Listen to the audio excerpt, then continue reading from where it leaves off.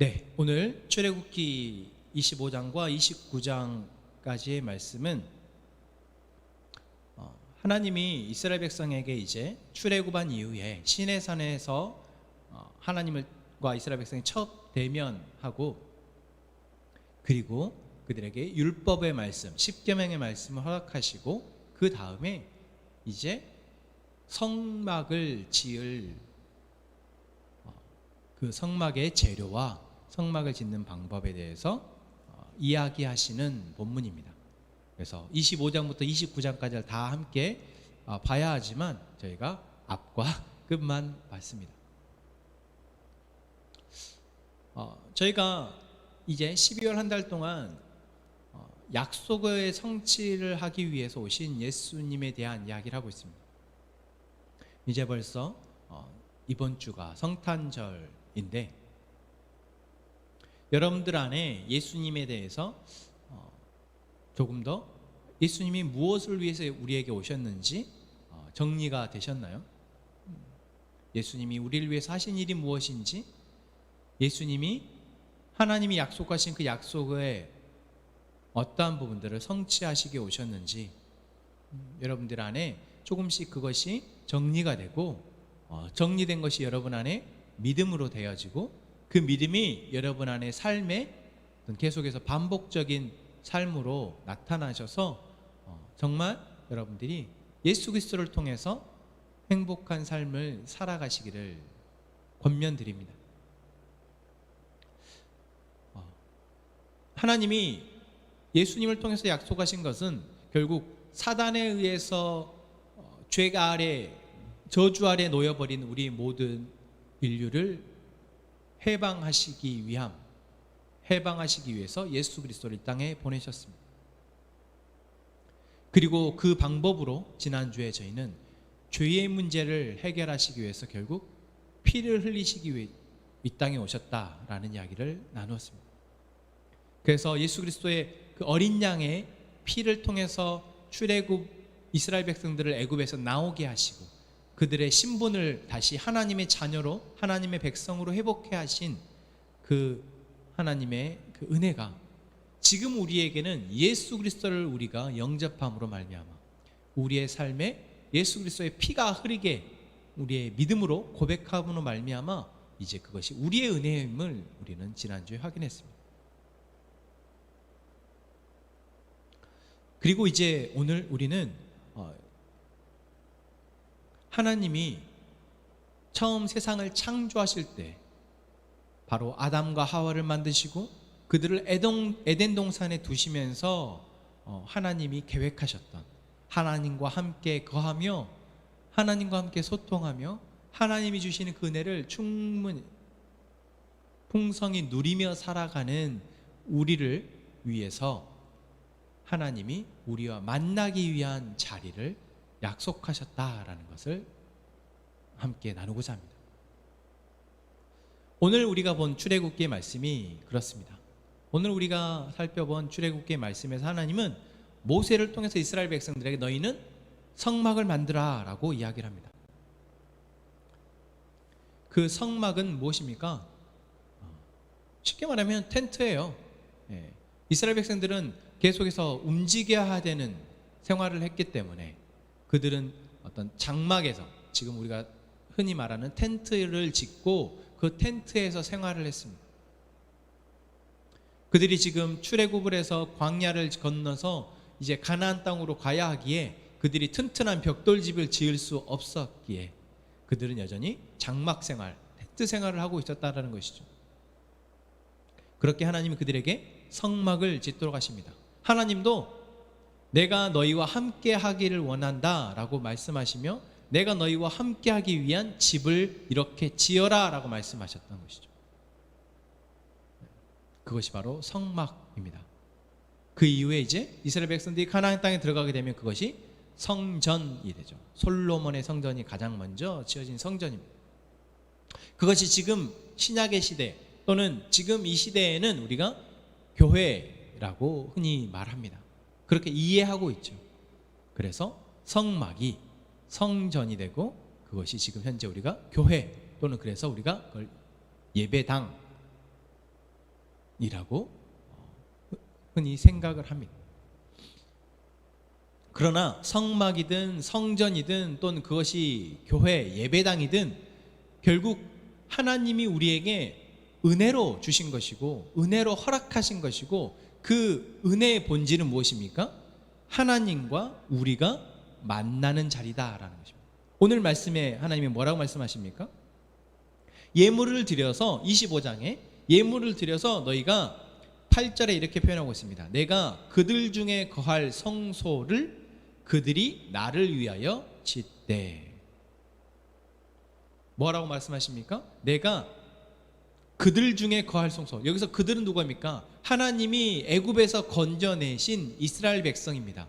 건져내시기 위해서 뭐를 하셨습니까? 어린 양의 피를 문에 바르라 하셨습니다. 다시 이야기하면 어린 양의 피를 자기 문에 바른, 다시 말하면 하나님의 말씀을 듣고 하나님의 그 말씀대로 순종한 이제 그들이 하나님의 자녀가 되었으며 하나님의 백성이 되었고 이제 그 하나님이 백성이 된 그들과 함께 하나님이 거하시기 위한 자리, 거하시기 위한 집, 그것이 바로 성소라는 것이죠. 그래서 하나님이 성막과 성소를 짓는 규격과 재료와 이 모든 것을 다 이야기하십니다. 정말 너무나 자세하게 이야기하고 우리가 성경을 통독하다 보면 이 부분들을 읽을 때마다 시험에 들죠. 뭔 이렇게 어렵게 말이 자꾸 반복되게 무슨 실, 청색, 자색, 홍색 실과 뭐 계속 반복되어지죠. 이걸 왜 이렇게 반복을 하고 있지? 왜 그럴까요?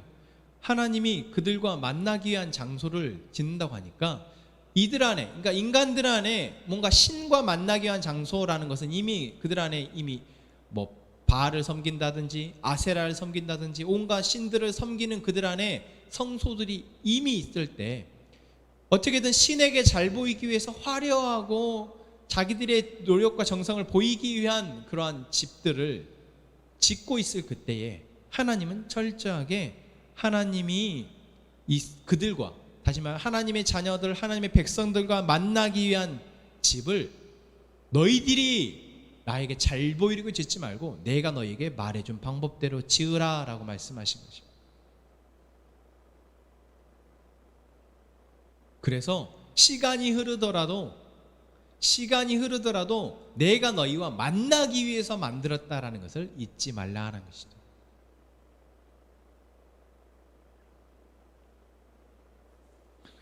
여러분, 지금 우리가 여러분의 집에서 또는 저는 지금 그래도 우리 함께 행복한 교회 주소가 있는 교회에서 예배를 드리고 있습니다. 같은 공동체이지만 우리가 서로 다른 자리에서 예배를 드리고 있습니다. 이것이 불편하고 이것이 뭔가 익숙치 않고 이래도 되나 라고 싶죠. 그러나 우리가 하나님과 내가 만나는 자리이면 그곳은 하나님이 이스라엘 백성들에게 말씀하셨던 성소입니다. 하나님이 나와 만나기 위한 자리가 바로 지금 내가 있는 이 자리입니다. 우리가 그것을 잊지 않았으면 좋겠습니다. 물론 우리가 구약의 이야기들, 특히 출애굽기나 레위기의 이러한 어떤 정해진 율법의 안에서, 정해진 규칙 안에서 하나님이 그것을 지키라고 명령하신 그러한 말씀들을 보면 그래, 내가 예배를 이렇게 드리면 안 될 것 같은데, 내가 예배는 교회에 가서 드려야 될 것 같은데 라고 생각이 들고, 그래, 내가 예배 드릴 때 내가 이거 이렇게 준비하고, 그래, 이건 율법이니까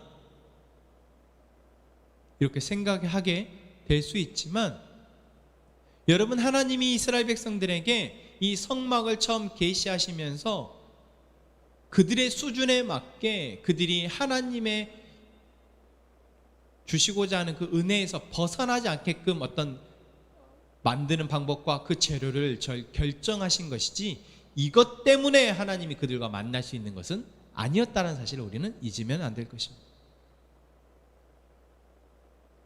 그래서 하나님이 이것을 말씀하시고 그 뒤에도 쭉 그 성소 안에 들어가는 재료와 기구들과 그 다음에 그 성소 안에서 이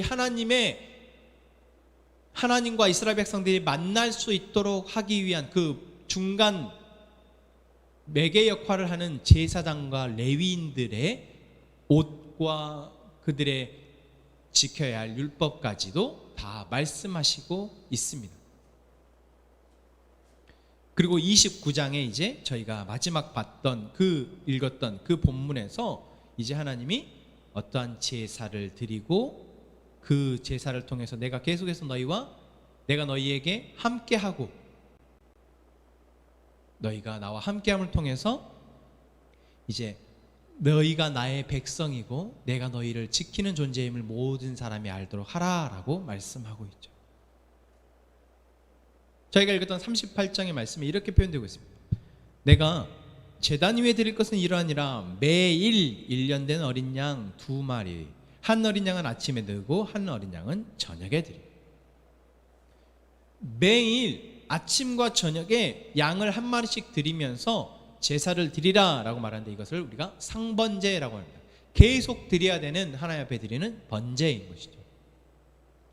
그러니까 하나님이 성소를 지으라, 이렇게 지으라 라고 말씀하시고, 그 성소를 지었기 때문에 내가 잘 지어진 집에 내가 너와 함께 하겠다 라고 말씀하신 것이 아닙니다. 하나님이 죄가 있는 이스라엘 백성과 함께 하시기 위해서 하나님이 참고 오셔야 된단 말이에요.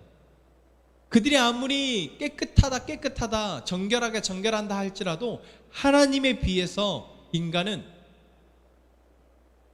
죄가 없을 수 없고 죄가 안 보일 수 없기에 하나님은 우리와 만나시기 위해서는 참고 오셔야 됩니다. 마치 우리가 깨끗한 옷을 입고 정말 유명한 관광지에서 잘 즐기려고 옷을 다 갖춰 입고 장비를 챙겨서 저기 이 판자촌에서 정말 하루하루 생계를 유지하기 힘들어서 구걸을 하며 살아가는 사람들의 그곳에 가서 그들과 함께 거해야 된다라고 생각하면, 여러분, 내가 가기 싫지만 내가 그 자리를 가야 된다는 사명이 있으면 어떻게 합니까? 참고 가는 것이죠. 왜? 돕기 위해서 가는 거니까. 비록 내가 내 옷은 하와이에 가서 또는 어디 멋진 파티장에 가서 가서 기죽지 않을 만큼 옷을 입었고 잘 차려서 나왔지만, 내가 나의 도움이 필요한 사람들에게 가서 그들을 돕기 위한다면 내 마음이 어떻습니까? 그래, 참고, 내 옷이 더러워질지라도 참고 가자.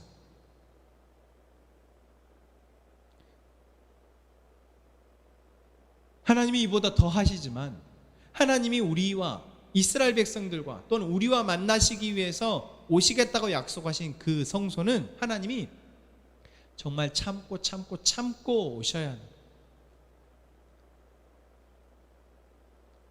우리가 아무리 깨끗하다 할지라도. 그러기에 하나님이 이곳에 오시기 위해서 그들로 하여금, 하나님 그래도 참은 것이 폭발하지 않도록 그래도 우리가 뭔가 준비되어져야 되니까, 내가 너희가 준비한 그 준비 때문에 내가 너희에게 올 수 있어가 아니라, 너희가 준비가 조금 그래도 그런 마음으로 오면 내가 참을 수 있어. 그것이 바로 이스라엘 백성들이 말씀하신 번제입니다. 속죄제입니다. 그것 때문에 하나님이 우리를 만날 수 있는 것이 아니라, 그것을 했기 때문에 우리가 만날 수 있는 것이 아니라, 그거라도 해서 하나님이 잠깐 오셔서 그들과 함께 거하실 수 있는 것이죠. 어제 우리 나눔을 하면서 또 이번 주 안에 저희가 이제 나눔을 하면서 그런 질문을 두 분이 하셨어요.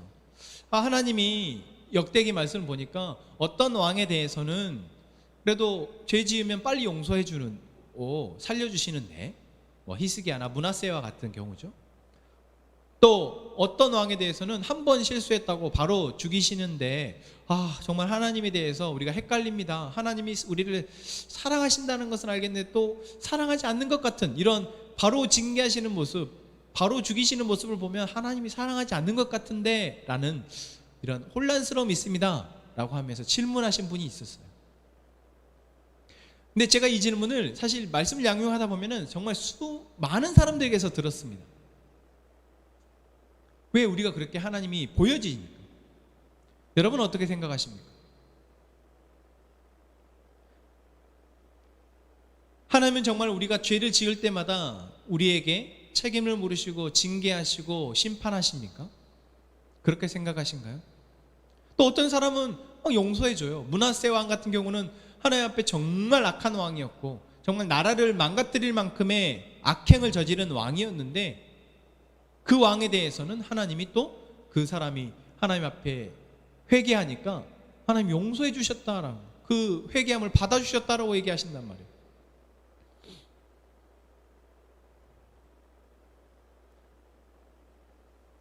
여러분, 우리가 하나님에 대해서 오해하고 있는 것입니다. 하나님이 우리가 죄를 지으면 하나님이 그 모든 죄에 대해서 책임을 말씀하신 대로, 하나님이 그렇게 하시겠다라고 말씀하신 대로 죄를 물으셨다면 이미 우리의 인생은 끝이 났습니다. 성경은 이렇게 두꺼울 필요가 없습니다. 성경은 아마 창세기 3장에서 끝이 났을 것입니다. 아담과 하와가 선악과를 먹은 순간 끝이 났고 더 이상 인류의 역사는 진행되지 못했을 것입니다. 하나님은 우리의 모든 죄에 대해서 책망하시고 거기에 대한 대가를 계속해서 지불하라라고 말씀하시는 것이 아닙니다. 하나님은, 제가 그렇게 표현했어요. 하나님은 99.9%, 99.9999999%의 우리가 저지르는 죄에 대해서 대부분 다 눈 감아 주십니다. 하나님은 죄에 대해서 반드시 심판하실 수밖에 없는 완전하시고 무결하신 분이시지만, 정의로우신 분이시지만, 우리를 사랑하시기에, 이 땅을 사랑하시기에 하나님은 계속해서 참으시고 용서해 주고 계시다라는 것입니다. 만약에 하나님이 정말 우리의 죄에 대해서 바로바로 즉각 징계하시기로 결정하셨다면 아무도 살아남을 사람이 없습니다. 그럼에도 불구하고 우리가 하나님이 우리를 왜 이렇게 죄 지을 때마다 이렇게 무섭게 책망하시고 징계하시지? 라고 느껴지는 것은 그 죄의 결과에 의해서 자기 스스로 자초한 결과들이 우리에게 보여지기 때문에 그렇습니다. 하나님이 징계하신 것이 아니라 내가 선택한 죄에, 내가 선택한 그 선택들이 바로 나에게 벌로서 돌아오기 때문에 그렇다는 것이죠. 아무튼 하나님이 이스라엘 백성들에게 성소를 주시면서 너희가 이렇게 제사를 드리고 너희가 이렇게 매일 나에게 상번제를 드리면 내가 너희와 만나겠다라고 말씀하시는 것을 우리가 오해하시면 안 된다는 거죠. 왜 그렇습니까? 하나님이 우리가 제사를 드렸기 때문에, 속죄제를 드렸기 때문에 우리와 함께 하실 수 있는 것이 아니라 하나님이 언제든 함께 하시고 싶으실 만큼 우리를 참으시고 계시다라는 거죠. 하지만 우리가 그러한 제사를 드림을 통해서 하나님께 나아가는 마음의 준비를 하고 하나님이 오셨을 때 그 은혜를 감사히 여길 수 있는 것이 그러한 준비다라는 것입니다. 그리고 하나님이 우리에게 이렇게 성소에 나아오기 위한 제사와 이런 마음의 준비를 통해서 우리를 거룩해 하신다라고 표현하고 있습니다.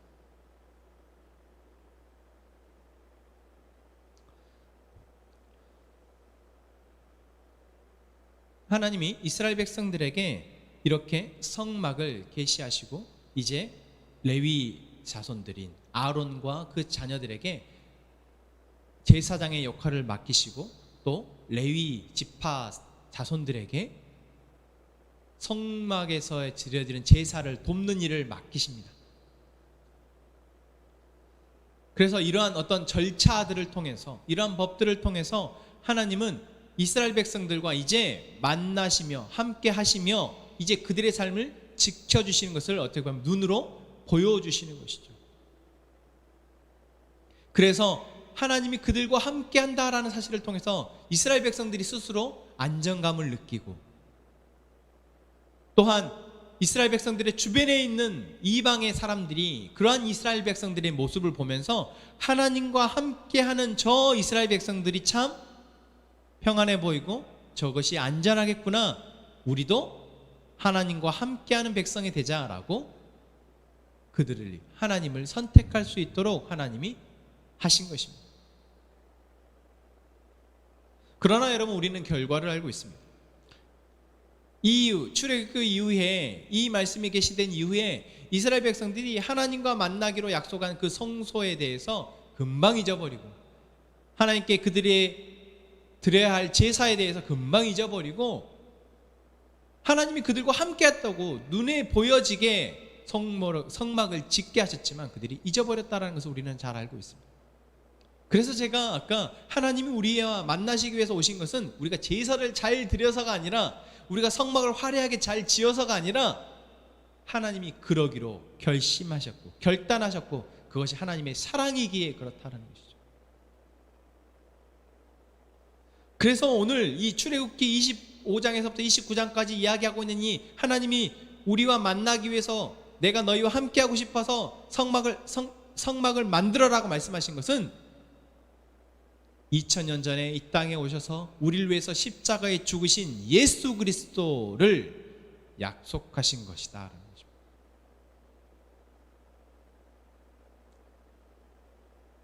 다시 말하면 예수님이 이 땅에 오셔서 십자가에 죽으시고 다시 부활하시며 하신 그 일은 단순히 우리의 죄의 문제를 해결해 주는 차원이 아니라, 이제 죄의 문제가 해결된 우리가 하나님과 만나서 함께 교제하며 그분과 함께 예배하며 그분과 함께 살아가도록 하시기 위함이다 라는 것이죠.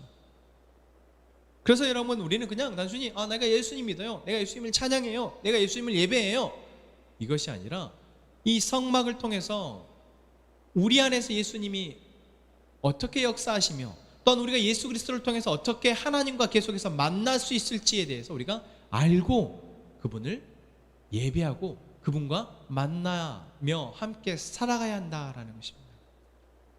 여러분, 예수님을 통해서 하나님과 만나고 계십니까? 그러기 위해서 여러분, 성막이 어떻게 작동하는지를 알아야 합니다. 하나님이 성막을 계시하시면서 정확하게 모든 치수와 그 재료와 이것들을 이야기하셨는데, 그것은 그들이 그 어떤 것도 인간적인 판단에 의해서 그것에 가감하지 못하도록 하신 것이었습니다. 그리고 제사의 법 또한 엄격하게 말씀하시며 그 어떤 것도 그것에 가감하지 않도록 하셨어요. 그러한 것들을 통해서 하나님이 지키기를 원하셨던 것은 바로 이스라엘 백성들이 성막의 문으로 들어와서 번제단 앞에서 제물에 피를 흘리고 각을 떠서 그 피를 번제단에 뿌리고 자기에게 뿌려서 이제 자기의 죄의 문제를 해결하고 그 고기를 번제단에 태워드리며, 이제 내가 다시는 죄의 문제로 하나님과 멀어지지 않겠습니다, 하나님의 은혜 아래 살아가겠습니다 라고 결단케 하셨다는 것이죠. 그리고 이제 제사장들은 그 성소 아래에서 자기의 몸을 정결하게 하고 성소 안에 들어가 성소에서 하나님 앞에 기도하고 찬양하고, 그리고 대제사장은 1년에 한 번 지성소에 들어가 하나님과 만나며 하나님의 말씀을 통해 다시 이스라엘 백성들에게 하나님의 뜻을 전달하는 역할을 맡습니다. 다시 정리를 하자면 이 성소는 우리의 죄의 문제를 해결하는 것이며, 또한 죄의 문제가 해결되어진 존재가 하나님과 기도함을 통해서 소통하는 것이며, 또한 하나님의 말씀을 듣고 그 말씀을 다시 우리의 삶에 적용하기 위한 매개인 것입니다. 구약에서 이스라엘 백성들이 그러한 하나님의 놀라운 선물과 같은 이 성소를 잘 누렸던 것이 아니라 계속해서 그것을 잊어버리고 하나님에게서 벗어나는 삶을 살았다는 것을 우리는 알고 있습니다. 그렇기에 하나님은 이 성소를 통해서 이스라엘 백성과 만나기로 하셨지만 결국 그것이 되어지지 못하고 예수 그리스도를 2000년 전에 이 땅에 보내셨던 것입니다.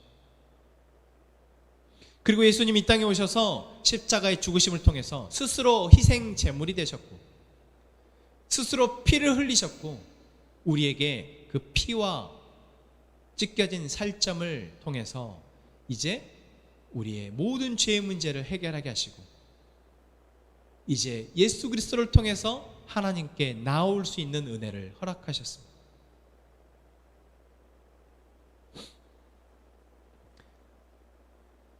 구약의 시대에는 하나님을 만나는 자리는 1년에 한 번 대제사장에게만 허락되는 자리였습니다.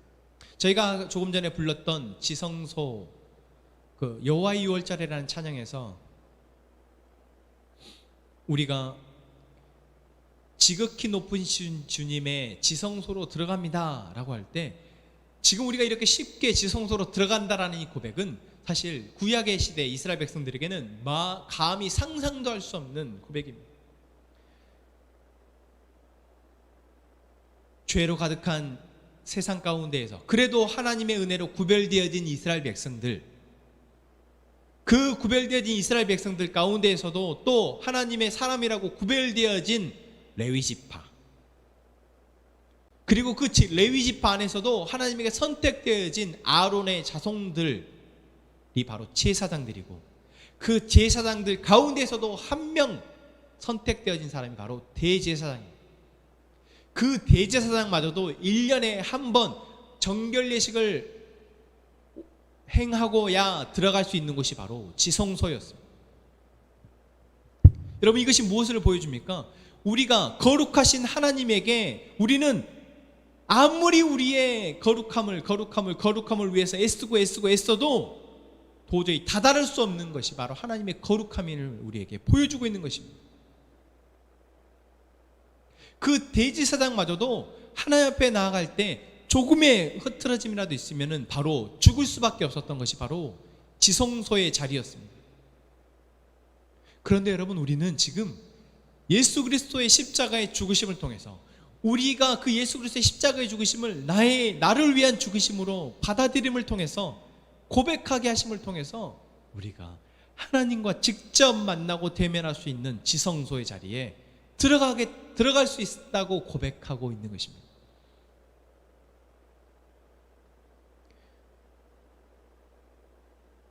예수님이 이 땅에 오신 것은 바로 하나님의 그 은혜를 우리로 누리게 하기 위해서, 하나님이 이스라엘 백성들에게 처음 내가 너희와 그곳에서 만나겠다 약속하신 그 약속을 예수님을 통해서 우리가 언제 어디서나 내 안에 계신 예수님을 통해서 만날 수 있게 하신 그 약속을 성취하기 위해서 오신 것입니다. 여러분, 지금 여러분이 계신 그곳에서 예수님을 통하여 하나님과 만나고 계십니까? 여러분이 일하고 계시는 그 일터에서, 여러분들이 정말 힘들게 힘겹게 살아가는 그 삶의 현장에서 여러분을 위해서 십자가에 죽으시기 위해서 오신 예수 그리스도가 그곳에서도 여러분들이 하나님과 함께 할 수 있도록, 그곳에서도 하나님과 교제하며 하나님의 은혜 아래 살아갈 수 있도록 하고 계시다는 사실을 여러분 믿으시기 바랍니다.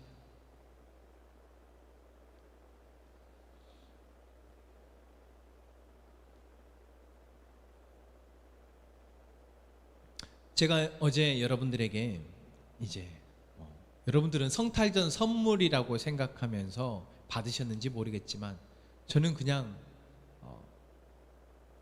때가 되었으니까, 또는 준비해 주신 손길들이 있어서 이것은 나눠야겠다 라고 생각하면 그냥 전달해 드린 건데, 여러분들은 마치 성탄절 선물처럼 정말 기쁘게 받아주셔서 너무나 감사했거든요. 내 눈에 보여지는 그러한 선물들, 내 입이 즐겁고 내 눈이 즐겁고 내 귀가 즐거운 그러한 선물들은 우리가 받으면 받을수록 좋아요. 그래서 내가 그것을 받아서 손으로 즐기고 눈으로 즐기고 입으로 즐기고 내 온몸이 즐거워하게 되는 것,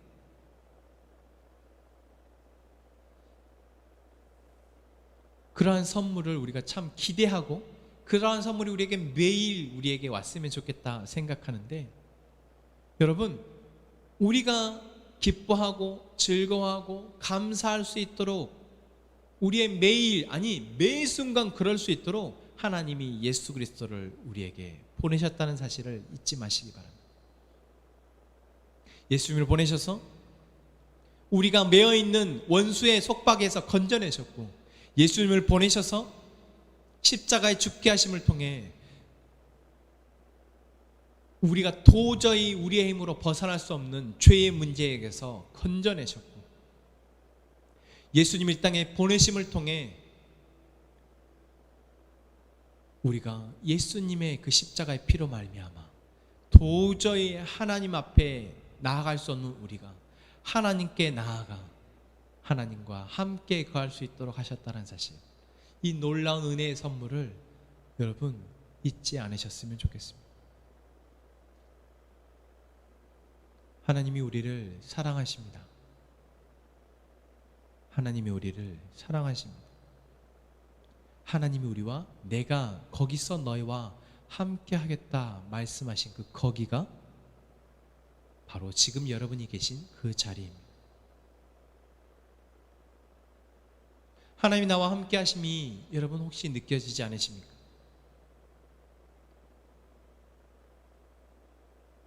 그렇다면 여러분, 이 시간 나를 위해서 오신 예수 그리스도가 정말 나를 위해 오셨다라는 고백이 여러분 안에 있는지, 내가 예수 그리스도를 통해서 내가 정말 죄인이며 정말 예수 그리스도를 통해서 내가 나의 죄의 문제가 해결되고 있음을, 내가 나의 죄의 문제와 싸우고 있음을 여러분들이 보고 계시는지 여러분 한번 생각해 보셨으면 좋겠습니다. 예수님은 이미 우리를 위해서 죽으셨지만 예수님이 죽으심의 나의 삶에, 나의 내면의 문제에, 내가 살아가는 모든 삶의 선택들 가운데 영향을 미치고 있지 못하다면 여러분, 우리는 어디에서도 하나님을 만날 수가 없습니다. 왜요? 그러한 문제들이, 그러한 감정들이, 그러한 내면의 욕망들이, 내 안에 세상을 향한 갈망들이 하나님과 만날 수 없도록 우리를 방해하기 때문에 그렇습니다.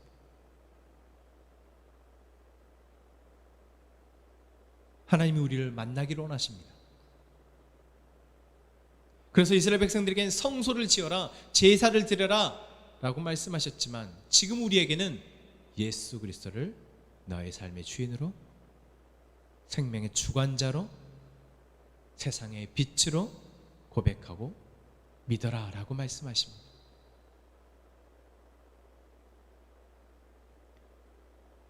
예수 그리스도가 우리의 삶의 주인임을 여러분 고백하기를 원합니다. 예수 그리스도만이 나의 생명의 주관자이심을 고백하기를 원합니다. 예수 그리스도를 통해서 우리가 어디에 있든 내가 힘겨워하는 그 자리에서 하나님과 만날 수 있기를 소망합니다. 이 시간 우리 조금 전에 우리가 불렀던 여호와의 유월절이라는 찬양을 함께 고백하면서, 주님, 내가 예수 그리스도를 통해서 하나님을 만납니다. 하나님이 나와 만나기로 약속하신 그 지성소로 들어갑니다. 주님, 나를 덮으시옵소서. 이 시간 나에게 이 생명의 빛을 비춰주시옵소서. 이 시간 나의 모든 감정과 나의 모든 죄의 문제들을 만지시고 회복케 하여 주옵소서. 우리 함께 그런 기도하는 마음으로 함께 찬양의 고백 올려드립시다.